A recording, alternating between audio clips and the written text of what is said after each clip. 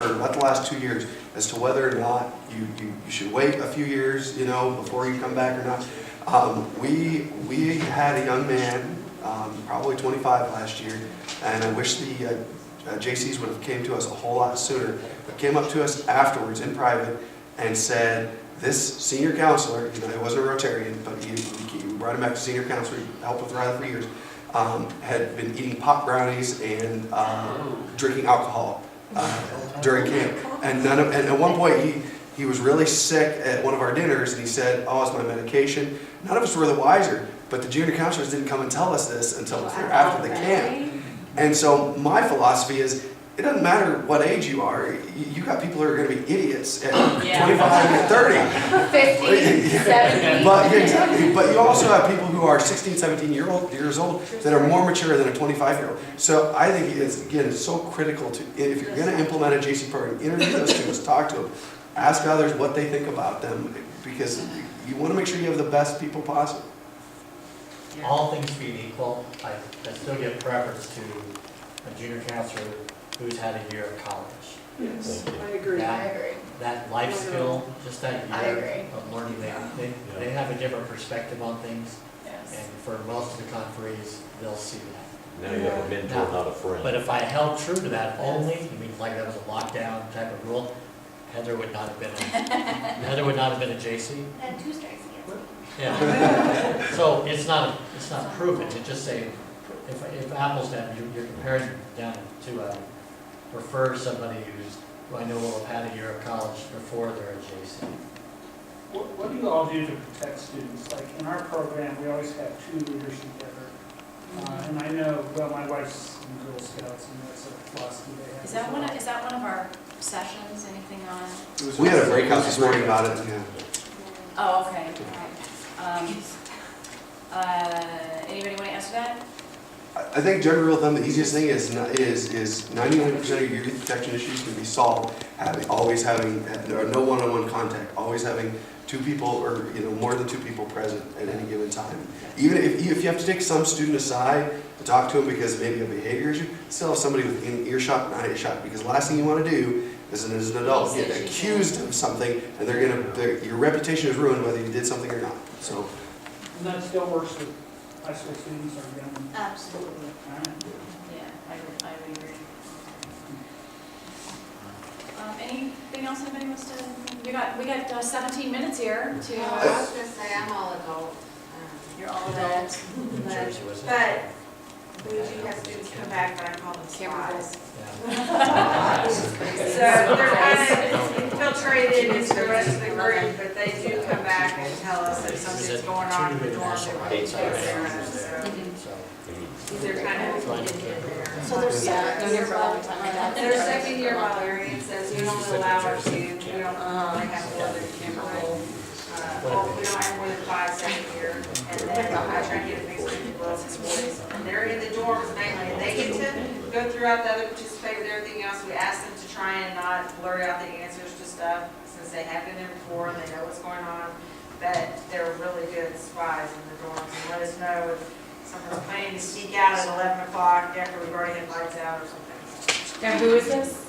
They're second year librarians. They Oh, come back, but we only have a handful of them that we allow to come back for a second year, and that's those people that have exhibited, qualities that high integrity and honesty that we feel like would be good to have come back and sort of like be the pulse of what's going on with the kids.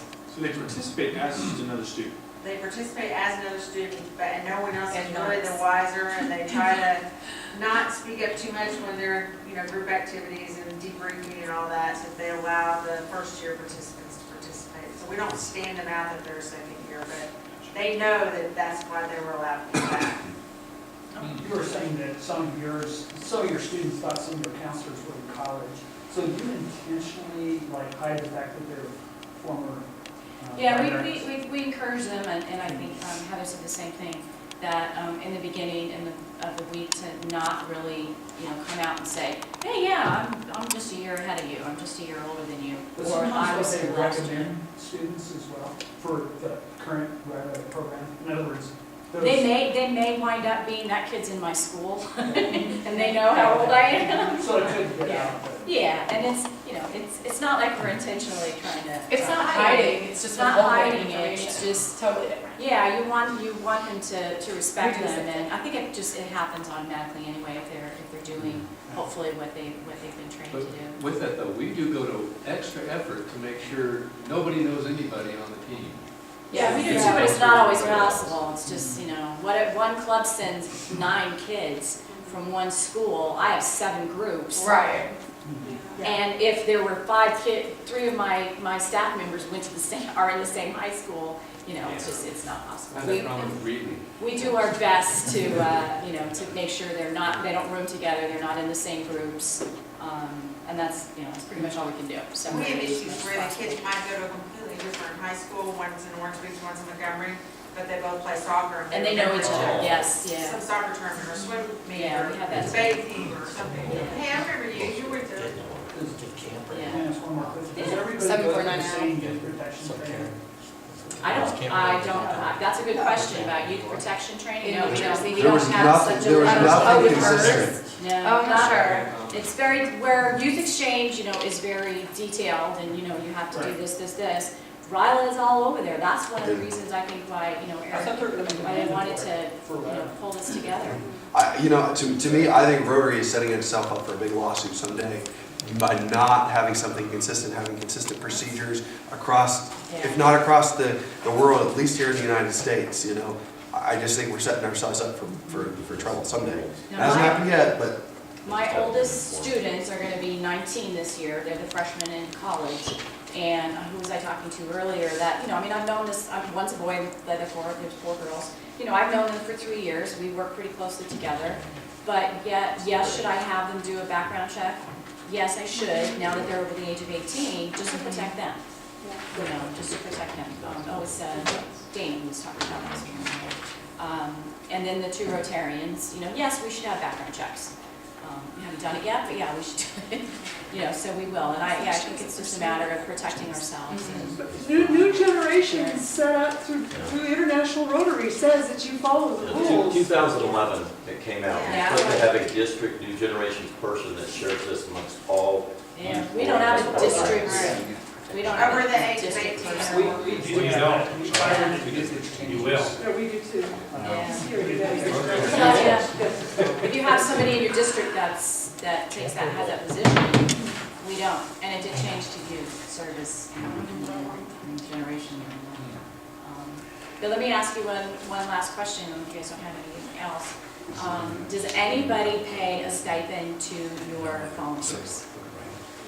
No, we used to in 7490, and they always donated it back to whatever project we were focusing on at the time. So a lot of times it went back to Gift of Life, and so that's when they started providing swag for the volunteers. So we got, you know, either a vest or a sweatshirt or something. Something a little And then this year, we've, at 6760, or this past year, we got backpacks. And it's kind of cool for the staff. It's, The staff you wants it and feel, special. yeah, and part of a group. The reason that I asked you that is the district that we learned from 7210 in New York, they pay all of their staff, senior staff a stipend. So after they've paid all their bills, you know, Hey, Karen. after they get flush, then they will pay them, some of them up to $500 for their services, 500 to 200. So it kind of was adopted by us because we adopted their program.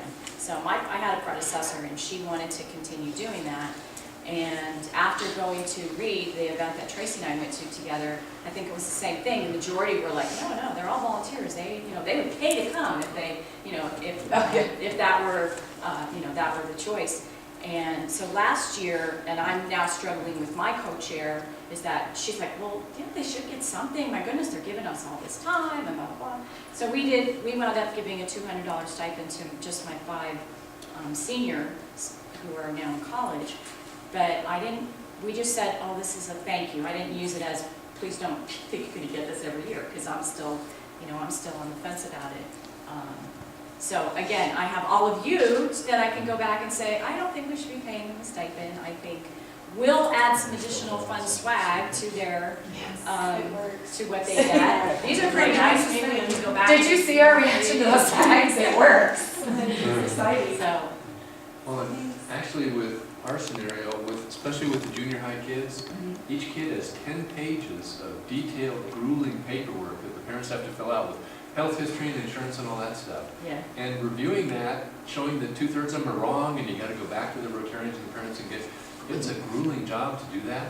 We have 3 junior counselors who reviewed that stuff, and with the guidance of Janet, who was here earlier, we do pay them $600 a year for doing it, because it takes a lot of hours and it's hard work. Because it's a very specific, detailed job. Yeah.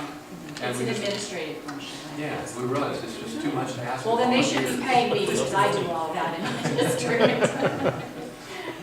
I was just gonna last say, you know, if regardless of what situation you're in, I would encourage you to go, if you're intrigued by one of the other scenarios, I would encourage you to go visit and see, because talking about it doesn't sell it. You know, it's just like Riley, you gotta be there to see it. So if you're intrigued by it, see how it works, go visit them, go visit them and see. Yeah, come on out to the Poconos, June 22nd to the 26th.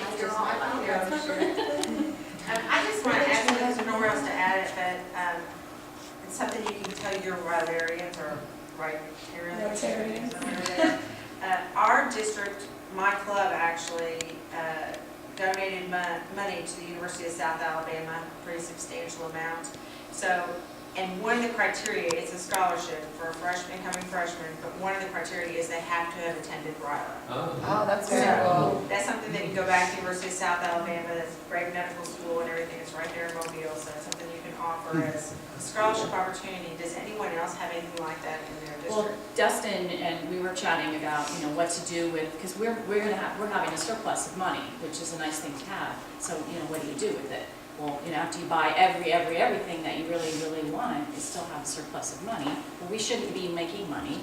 We should be doing something with it. So Dustin had some great ideas on scholarships, contests. You know, hopefully you'll have another opportunity to talk more about that. But yeah, same thing with scholarship, giving back. We have a program in the Shelter Box, where Shelter Box came and they brought four boxes, and we have a whole program where it's up 2 hours, and it's broken up into, the kids are broken up into teams, and there's 4 different activities, and they actually have to put up a tent. Oh, they do that. Do you do that? Yes. Yeah, they put up a tent, and they have a thing with the life straw where they have to, you know, do the crocodile alley, and, you know, they have a whole program on the Yeah. Shelter Box site. Yeah. Ours is a real scaled down version of it. But with some of the extra funds that we had, we sponsored a Shelter Box.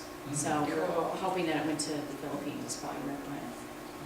So, any last parting shots? We got a few more So minutes. if you want to go visit a couple that I know about, and I didn't know them before, but in New Jersey, I'm from here, but back east, there's a guy named Camper Bull.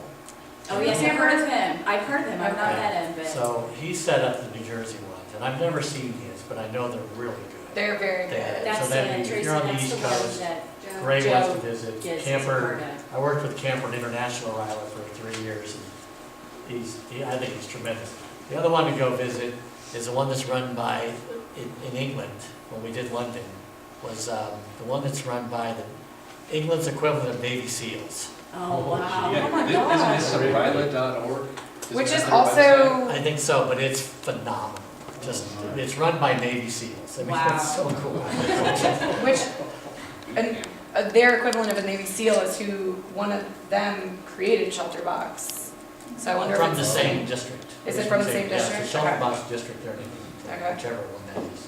They're in that Birmingham area. Good discussion. Made up some time. Good.